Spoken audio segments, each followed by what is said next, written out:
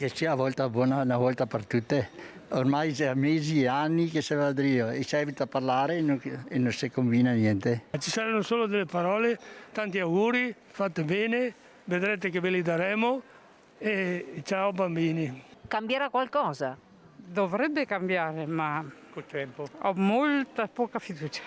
Vediamo un po' cosa pensano anche le opposizioni, però io credo che ci siano buoni margini. Dovrebbe essere ormai giunta all'arrivo la cosa, o almeno con la nuova rappresentante per le regioni, le autonomie regionali, quindi siamo fiduciosi. Sto guardando cosa succede, per dire la verità.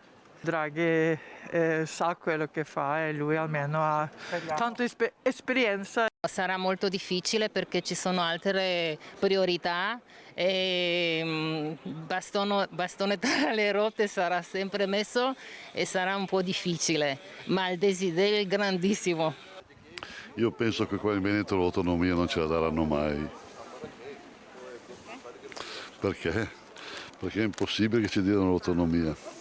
Anche se Zaia lo predica, ma non ce la daranno mai. Sarà molto difficile, non credo proprio.